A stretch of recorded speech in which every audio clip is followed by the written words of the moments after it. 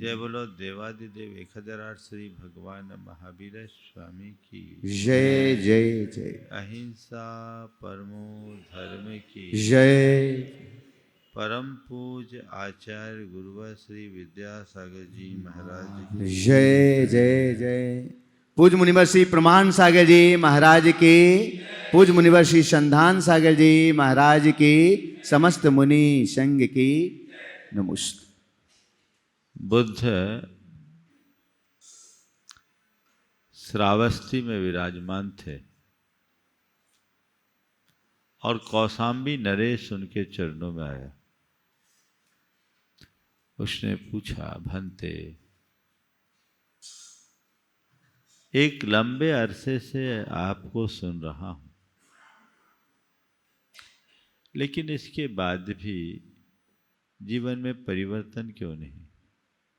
आप कहते हैं क्रोध बुरा है, मान बुरा है, माया बुरी है, लोभ बुरी है, वासना बुरी है।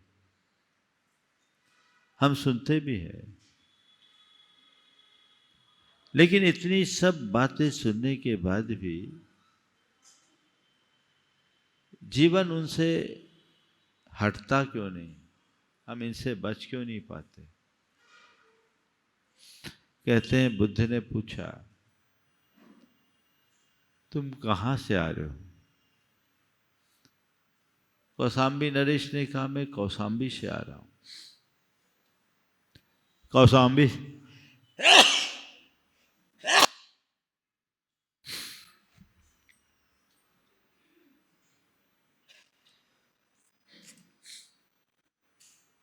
कौशाम्बी से आ रहा हूं। कौशाम्बी से श्रावस्ती कितनी दूर है? उसने हिसाब लगाकर बता दिया, इतनी दूर। इतनी दूरी पूरी करके तुम यहाँ आ गए? बोले हाँ। लौटने में भी इतनी दूरी करनी पड़ती है? बोले हाँ, लौटने में भी इतनी ही दूरी होती है। यानी इतनी दूरी पूरी करने वाला कौशाम्बी से श्रावस्ती और श्रावस्ती से कौशाम्बी पहुँच जाता? बोले हाँ, पहुँच जाता। बुद्ध ने कहा, ये बताओ, क्या इस चर्चा से तुम श्रावस्ती कौशाम्बी पहुँच गए? बोले नहीं भंते, चर्चा से कैसे पहुंचेंगे? पहुंचेंगे तो तब जब हम चलेंगे। क्या? हम तो तब पहुंचेंगे जब हम चलेंगे। बुद्ध ने समझाया कि केवल धर्म की चर्चा से कुछ नहीं होगा, परिणाम तो तब दिखेगा जब चलोगे, है ना? एक दिन गुरुदेव ने बड़ी अच्छी बात कही। चिंतन, मंथन, प्रवचन बहुत हुआ। चिंतन, मंथन, प्रवचन बहुत हुआ, अब कुछ करिए। क्या बोला उन्होंने? अब कुछ करिए। हम लोग धर्म चर्चा में रस लेते हैं। संत कहते हैं, असली रस धर्म चर्चा में नहीं, चर्या में। किसमें है? चर्या में। आज 4 बातें आप सबसे कहूंगा। चर्चा, चर्या, चिंता, चेष्टा। चर्चा, चर्या, चिंता, चेष्टा। हम चर्चा में कितने निष्णात हैं। कोई भी बात हो जाए तो चर्चा तो बहुत गहराई से करते हैं, बड़ा रस लेकर करते हैं। चर्चा में बड़ा आनंद भी आता है, अच्छी बात। इधर उधर की चर्चा की अपेक्षा धर्म चर्चा करना कल्याणकारी। लेकिन एक बात हमें हमेशा याद रखना चाहिए कि किसी भी क्षेत्र में हम क्यों न जाए, कोरी चर्चा से क्या होगा? बोलो, कोरी चर्चा से काम हो जाएगा? अर्थशास्त्र की चर्चा करने से करोड़पति बनोगे क्या? बोलो, नहीं बन सकते। चर्चा करने से परिणाम नहीं निकलता, परिणाम केवल तब और तब हाथ में आता है जब हम अपनी चर्चा को चर्या में ढाल देते। हमें अपनी भूमिका के अनुरूप अपनी चर्या का पर्यालोचन करना चाहिए। जहां हूं वहां से कुछ आगे बढ़ूं।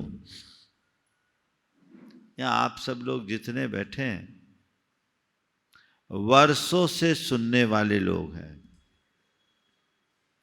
और घर बैठे सुनने वाले लोग भी बहुत हैं। आप लोग भी अक्सर घर बैठे ही सुनते। श्रवण तो हम कर रहे हैं, चर्चा हम सुन रहे हैं और चर्चा हम कर रहे हैं, पर जिसकी चर्चा कर रहे हैं वो चर्या में कहां है, इस पर भी तो विचार होना चाहिए। जिसकी चर्चा हम कर रहे हैं वो चर्या में किधर है? चर्चा यदि चर्या में परिणत ना हो तो चर्चा कोरी चर्चा रह जाएगी। चर्चा का आनंद कुछ पल का होता है और चर्या का आनंद पूरे जीवन होता है। आज एक प्रण ले कि आज से मैं अपनी चर्चा को चर्या में ढालूंगा। कोई जरूरी नहीं कि जितनी चर्चा करे सब हो, लेकिन कुछ तो हो, कुछ तो हो। अपने धार्मिक जीवन की शुरुआत मैंने की 30 वर्ष जहां पहले जहां था वहीं आज हूं। तो बोलो भाई क्या पाए? बाकी सब जगह तो आप लोग अपनी ग्रोथ पर विचार करते हो। धर्म के क्षेत्र में, धर्मचर्या के क्षेत्र में मेरी क्या प्रगति हुई, इसका भी तो विचार होना चाहिए। बोलो असली प्रगति क्या है? जिसे आप पकड़े हो वो, या जिसे भूल बैठे हो वो? बोलो।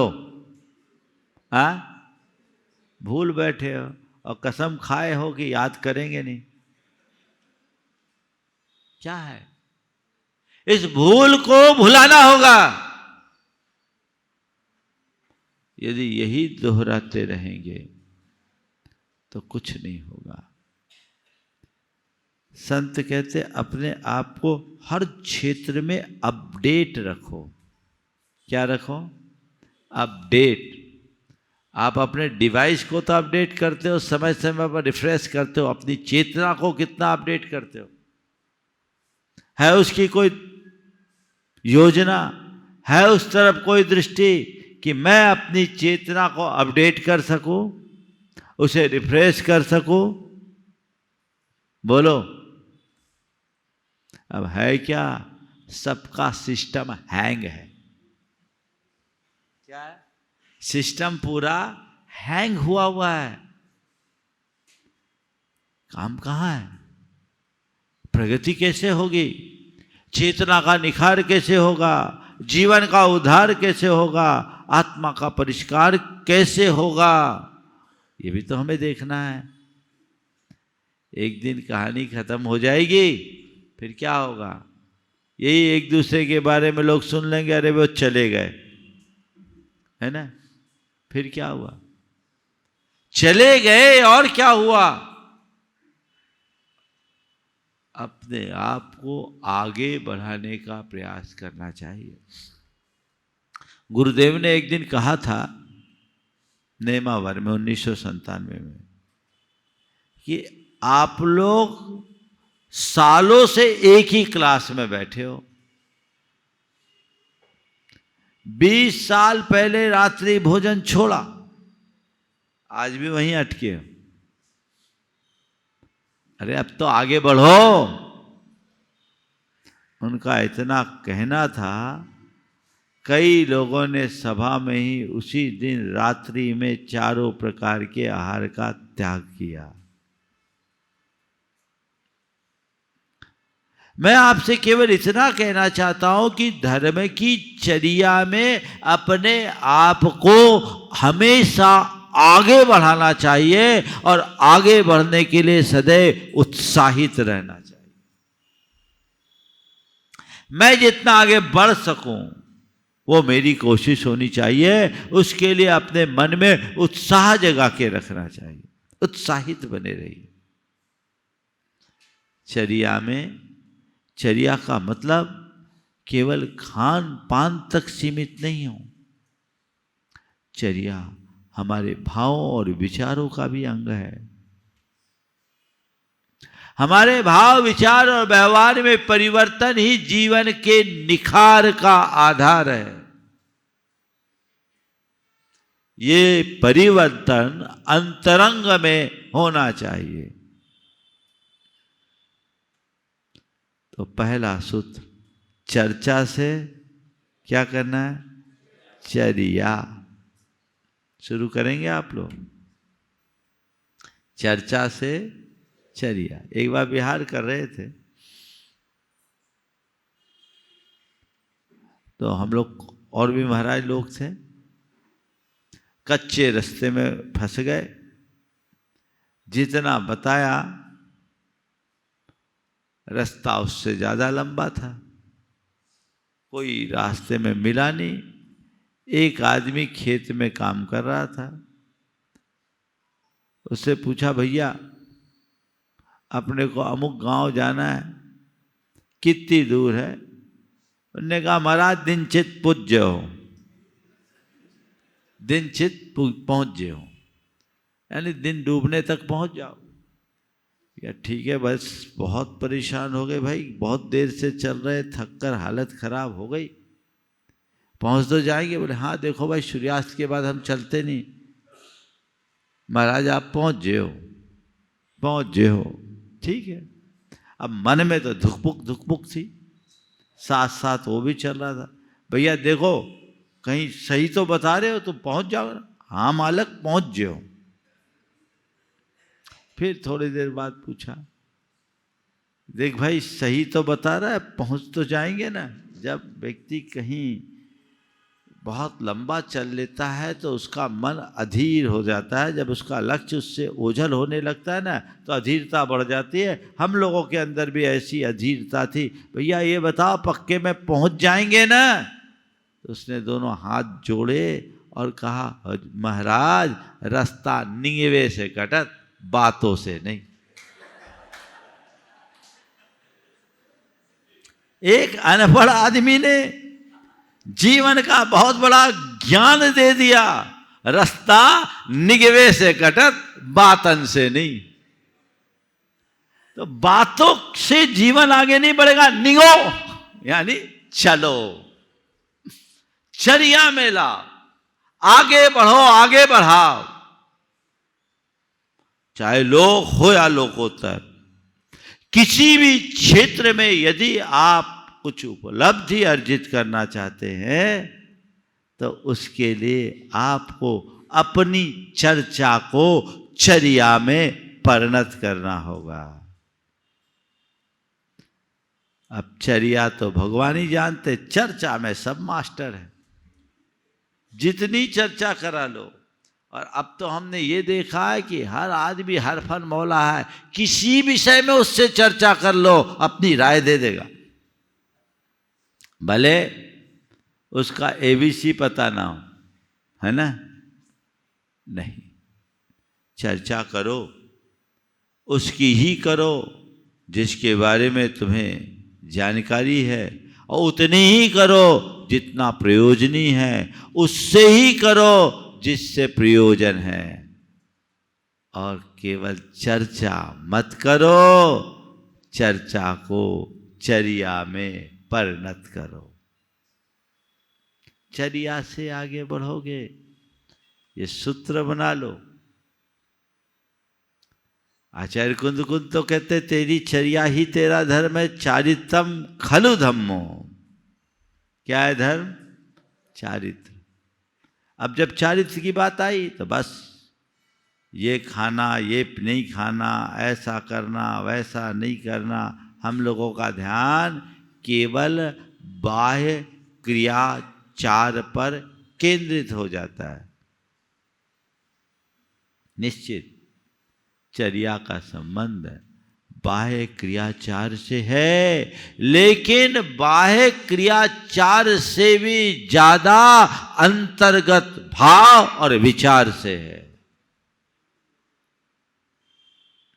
अंतर्गत भाव और विचारों की शुद्धि के बिना मेरा परिष्कार नहीं होगा। क्या कहते हैं आचार्य कुंद को? चारित्रम खलु धम्मो, चारित्र धर्म है। धम्मो जो सो समोत्त निडिठो, वो धर्म क्या है?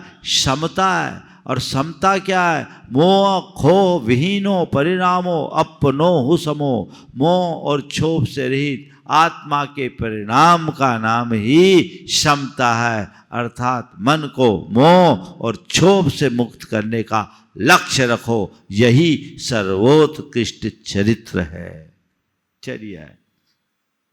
बाह्य त्याग, बाह्य क्रियाएं इसी के लिए की जाती। अंतर्गत परिणाम को देखो। कदाचित लोग व्रत नियम संयम में तो फिर भी उत्साहित हो जाते हैं, लेकिन अपनी वृत्तियों को सुधारने में लोगों की रुचि अक्सर कम दिखती है। संत कहते हैं बाह्य व्रत नियम संयम के साथ अंतर्गत वृत्तियों को सुधारने का लक्ष्य रखो, उसे बदलो, उसकी तरफ दृष्टि जगाओ जो जीवन का कायाकल्प कर सके, जिसके बल पर जीवन रूपांतरित हो सके। ये पुरुषार्थ होना चाहिए। हम कहाँ हैं? खूब पूजा पाठ करते आए अभी तक, उसके बाद भी उतनी गुस्सा, उतना ही लालच, ऐसे ही वासना में विकार और उतना ही अहंकार, तो कहाँ हो? अंधकार है, ये आत्मवंचना है। तुम अपने आप को धार्मिक मानने का भ्रम भले पाल लो, अभी तुम्हारे भीतर धर्म का प्रकाश प्रकट ही नहीं हुआ। प्रकाश तो बहुत दूर की बात है, उसकी किरण भी नहीं फूटी। प्रयोजन को सामने रख कर चलने वाला ही आगे बढ़ता है। तो उसके लिए हमें सोद्देश्य से प्रयास करना होगा, वैसा हमारा लक्ष्य बनाना होगा कि नहीं, अब मुझे अपने परिणामों को सुधारना है, संभालना है, उसके प्रति जागरूक होना है। भावना योग इसका बड़ा सफल आधार है, सबल आधार है। निमित्त करो जिससे अंदर ट्रांसफॉर्मेशन हो। कितने लोग हैं जो अपने जीवन को बदलना चाहते हैं? यहां तो हाथ उठा रहे हैं, लेकिन घर जाके भूल जाएंगे। अगर सच में अपने आप को बदलना चाहते हो, संकल्पित हो जाओ, समर्पित हो जाओ, सक्रिय हो जाओ, संलग्न हो जाओ, अपने आप बदल दोगे। केवल बातें करने से तो नहीं होगा ना। हम अपने आप को बदलना चाहते हैं, लेकिन जब बात करें तो हम अपने आप को सही ठहराते, सामने वाले को गलत बताते। कैसे बदलोगे? अपने आप को बदलना चाहते हो ना, तो उसकी सबसे पहली शुरुआत है स्वयं की गलतियों और कमियों को स्वीकार करने की आदत डालो। पहली शुरुआत है रूपांतरण की। मेरी गलतियों और मेरी कमियां मैं स्वीकार करता हूं, यह अंदर में आना चाहिए। जब हम स्वयं की गलतियों को, स्वयं की दुर्बलताओं और कमियों को स्वीकारने लगते हैं तो औरों पर दोषारोपण नहीं करते, और अपने अहंकार का वहीं गलन शुरू हो जाता है। और जब अहंकार गलना शुरू होता है तो जीवन भीतर से बदलने लगता है। शुरुआत कर सकते हैं, लक्ष्य बना लीजिए, मुझे अपने आप को बदलना है, और बदलने के लिए रोज भावना योग करना है। विगत दिनों मैंने भावना योग से नकारात्मकता के हल पर 20 लगातार अ अक्षर पर और 15 लगातार आ अक्षर पर आप सबको वक्तव्य दिया। अब चातुर्मास में फिर ये क्रम आगे चलेगा। बीच में बाहर निकल जाने से चीज़ें रुकी, लेकिन लक्ष्य हमें एक ही बनाना है कि जो बातें हम सुनते हैं उन्हें अंदर से स्वीकार करें। आप लोगों के ऊपर बौद्धिक स्तर पर तो प्रभाव परिलक्षित दिखता है, लेकिन हृदय के स्तर पर कितना आता है ये आपको देख रहा है। बात दिमाग में बैठी है, दिल में जमनी चाहिए, है ना। जब आप लोग प्रवचन सुनते हो तो आपकी भाव भंगिमा को लगता है कि हाँ आपको बात समझ में आ रही है ना। समझ महाराज आप ना समझ क्यों समझ बैठे हमको? हम ना समझ नहीं मानते, हम तो आप लोगों को बहुत समझदार मानते हैं, है ना। लेकिन हमें देखना है कि जो बात मेरे दिमाग में बैठ रही है वो दिल में उतर रही है या नहीं। जब दिमाग की बातें दिल में उतर जाए ना तो फिर कुछ कहना नहीं पड़ेगा। मन को लग जाए, दिल को छू ले तो बदलाव होता है। और ये बातें तब छुएगी जब हृदय में वैसी श्रद्धा जगेगी। बदलाव चाहिए तो वो परिवर्तन चर्चा को चर्या में बदलने। अब दूसरी बात है चिंता और चेष्टा। आपके सामने कोई भी परिस्थितियां बन जाए तुरंत चिंतित होते हो? ऐसा कोई व्यक्ति नहीं है जो कभी चिंतित ना होता हो। महाराज कभी की बात करते हो, हम तो अक्सर चिंता ही में रहते हैं। कुछ लोग तो ऐसे हैं जो चिंता में सोते हैं और चिंता ही में उठते हैं, है ना। पूरा जीवन ही चिंता में घुटता जाता है। आपको चिंता क्यों होती है महाराज? कोई काम रुक गया तो चिंता, कोई समस्या आ गई तो चिंता, है ना। कोई परेशानी खड़ी हो गई तो चिंता। ठीक है भैया, काम रुक गया तुम चिंता कर रहे हो, समस्या आ गई तो चिंता कर रहे हो, तो ये बता दे कि तेरी चिंता करने से काम हो जाएगा? तुम्हारी चिंता से समस्या का समाधान मिल जाएगा? बोलो, चिंता से आज तक कोई सॉल्यूशन निकला है क्या? अब तक का अनुभव बताओ, बोलो। थोड़ा जोर से तो बोलो भाई। हाँ, सबका अनुभव एक समान है ना। चिंता से आज तक कोई सॉल्यूशन नहीं निकला, बल्कि चिंता खुद में एक प्रॉब्लम है ना। वो खुद में एक समस्या है, उससे समाधान कैसे निकलेगा? न भूतो न भविष्यति। तो महाराज जब ऐसी समस्याएं आ जाए, अचानक रुकावटें आ जाए, काम अटक जाए, तो फिर क्या करे?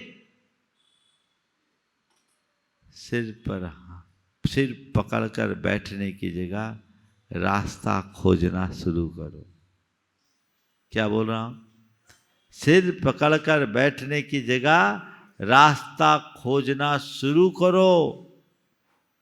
कोई भी ऐसी परिस्थिति आए, चिंता की जगह चेष्टा करो। क्या करो? मेरे सामने कोई रुकावट आई, ठीक है, काम रुका, बिना कारण के कार्य होता है क्या? बोलो, बिना कारण के कार्य होता है? नहीं, कारण तो होता है। कारण खोजो। मेरा काम रुक रहा है तो क्यों कर रुक रहा है? कारण अंतरंग भी होता है, बहिरंग भी होता है। हम दोनों कारणों को खोजे। महाराज कारण खोजते हैं लेकिन प्रयास भी करते हैं, खूब करने के बाद भी काम नहीं होता। नहीं होता तो भी क्या करोगे? परेशान होगे क्या? एक बात अपने मन में बिठाल दो, मेरे हाथ में प्रयास है, परिणाम नहीं। बहिरंग कारणों को मैंने निपटा लिया, अंतरंग मेरा जब तक कर्म का संयोग नहीं बदलेगा, काम नहीं होगा, तो मैं अपने पाप को पुण्य में परिवर्तित करने के लिए चेष्टाशील हो जाऊं। चिंता से क्या होगा? रुका काम भी पूरा होगा, वक्त पर होगा। चीजों को वक्त पर ढाल दो, वक्त पर छोड़ दो, बदलाव आएगा। अरे बहुत मुश्किल है, सारा काम ठप्प है, बहुत साल हो गए, हाथ बिल्कुल बंद गया, हम तो बड़े क्राइसिस में, अब क्या करें? रोते रहो और क्या करोगे? रोने से हल होगा क्या? प्रयास करो, परेशान मत हो। जो मेरे हाथ में वो मैं करूँगा, और जो परिणाम निकलेगा उसे सहज भाव से स्वीकारूंगा। एक सच्चे आध्यात्मिक व्यक्ति की केवल यही परिणति होती। चिंता करके क्या करें? ठीक है भैया, जो सामने आया उसका सामना करो, कोई रास्ता है। एक व्यक्ति ने, परिवार में डिवीजन हुआ, हुनरबाज था, पिता ने रनिंग बिजनेस शेष 3 भाइयों को दे दिया, अच्छा काम था, और इसको कुछ पैसे दिए और एक बड़ी जमीन दे दी। इसके मन में आया कि मुझे बहुत बड़ा काम करना है। जापान से पूरी मशीन मंगवा लिया, बैंक से 40 करोड़ रुपए का लोन ले लिया, ओवर एस्टिमेट काम कर दिया, 40 करोड़ का लोन ले लिया। प्रोसेसिंग की एक यूनिट थी कपड़े की, और उसको ये था कि मेरे पास हुनर है, मैं कर लूँगा। सब्ज बाग लोगों ने दिखा दिया, कंसल्टेंट तो आजकल यही काम करते हैं। मशीन आ गई, सब इंस्टॉल हो गया, सब कुछ हो गया, पॉल्यूशन की एनओसी नहीं मिली। वो तो सोच रहा था कि मैं 6 महीने में सब कर लूँगा। अब क्या करे, सब कुछ लगा लुगू लिया, अब एन मौके पर पॉल्यूशन का क्लियरेंस नहीं आया, क्योंकि जो उसने फैक्ट्री लगाई थी वो घनी आबादी क्षेत्र में, पैतृक जमीन मिली उसमें लगा लिया। अब अटक गई गाड़ी, 40 करोड़ का मीटर ब्याज का चढ़ने लगा। आदमी की हालत खराब, हालत खराब। उसकी धर्मपत्नी बहुत चिंतित हुई, और वो एकदम डिप्रेशन जैसी स्थिति में आ गई। मुझसे जुड़ा हुआ मेरे पास लेकर आया, बोला महाराज जी मैंने गलती की है, मैं मानता हूँ, पर इसको कहो कि चिंता करके क्या करोगे। ठीक है, अब हमें जो दूसरी संभावना को देखना चाहिए, हम प्रयास कर रहे हैं, पॉल्यूशन का क्लियरेंस मिलेगा, थोड़ा आगे पीछे मिलेगा, हम देखते हैं। जब तक हम इसकी भरपाई नहीं कर पा रहे तब तक हम दूसरी कमाई की बात करते हैं। महाराज जी हमने रास्ता निकाल लिया कि अब हमारी इंडस्ट्री जब चालू होगी सो होगी, तब तक हम अपना ट्रेडिंग करके अपना काम करेंगे और धंधा चलता रहेगा, काम बढ़ता रहेगा, हम खड़े तो रहेंगे, कुछ तो घर आएगा। इसकी चिंता करके बैठने से क्या होगा। उस आदमी ने 3 महीने में डिसीजन लिया और 3 महीने में रास्ता बदल दिया। ट्रेडिंग जारी रखा, बैंक का सपोर्ट था, बैंक की किस्तें भी भरते रहा, ट्रेडिंग में भाग ने साथ दे दिया और अच्छी स्थिति में रहा। और देखो आज तक पॉल्यूशन का क्लियरेंस नहीं मिला। उसने फिर अपनी मशीनरीज को बेचा, नुकसान हुआ, लेकिन वह नुकसान को झेलने में भी समर्थ हो गया। जो मनुष्य रास्ता खोजता है, ये जो समाधान की तरफ देखता है, उसके सामने समस्याएं नहीं रहती, और जो केवल समस्याओं को देखता है उसको कभी समाधान नहीं मिलता। कैसी भी रुकावट आए, कैसी भी समस्या आए, रास्ता को खोजो, रुकावटों में मत अटको। देखा जा सकता है ना, आप लोग क्या करते हो, अरे अब तो गया, सब गया, सब गया, सब गया। हमेशा एक बात याद रखना, 99 दरवाजा बंद होता है तो 100वां द्वार खुलता है। 99 दरवाजा बंद होता है तो 100वां द्वार खुलता है। हमारी दृष्टि खुले द्वार की तरफ होनी चाहिए, बंद दरवाजों की तरफ नहीं। चिंता नहीं, चेष्टा करो। काम रुका है, निकलेगा, ठीक हो जाएगा। चीजें बनती है, बदलती है, उसको लेकर घबराने से कुछ भी हासिल होने वाला नहीं है। किस बात को लेकर आकुल व्याकुल हो, किस बात को लेकर इतनी हाय तौबा मचाओ, इनकी कोई आवश्यकता और अपेक्षा नहीं है। सतत गतिशील बनो, आगे बढ़ो, चलते जाओ, चढ़ते जाओ, जीवन भी बढ़ते जाएगा। तो चिंता नहीं, चेष्टा। उसने चिंता की होती तो पता नहीं अभी तक तो बिक गया होता, पर चेष्टा किया, रास्ता निकल गया।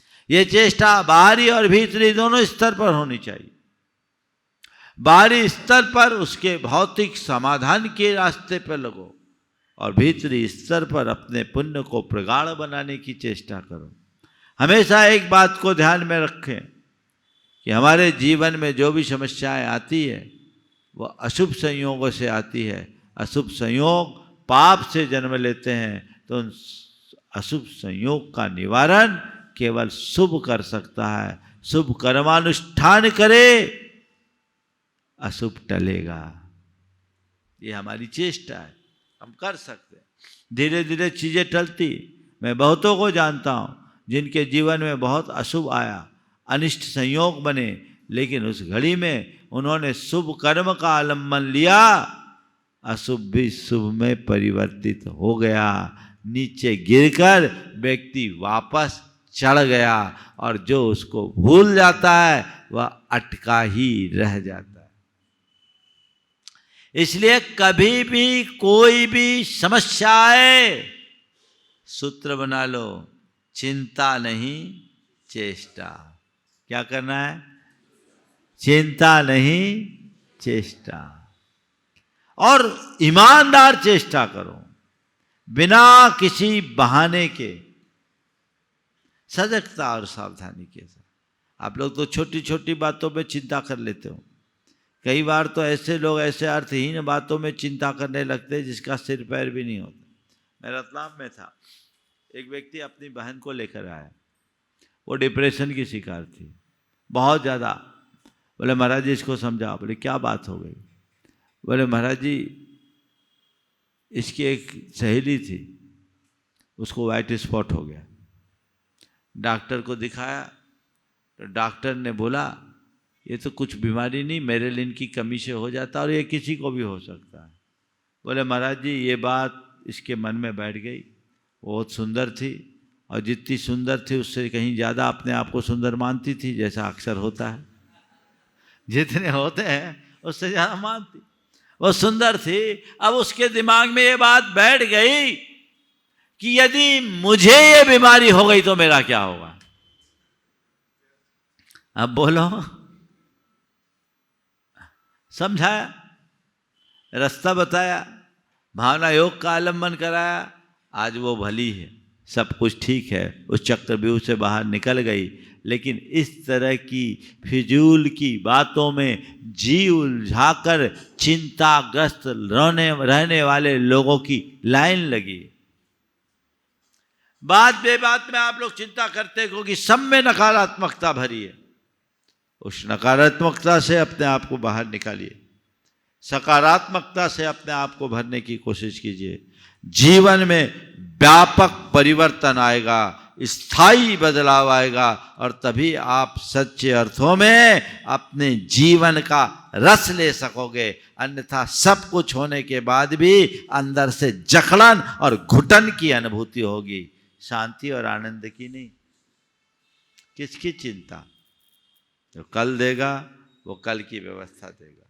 यदि इन सब बातों को आप सब गंभीरता से विचार करेंगे तो सुनिश्चित जीवन बड़ा अच्छा होगा, सब आगे बढ़ सकेंगे और जीवन में कुछ गढ़ सकेंगे। समय हो गया, यहीं पर विराम। बोलिए परम पूज्य आचार्य गुरु श्री विद्यासागर।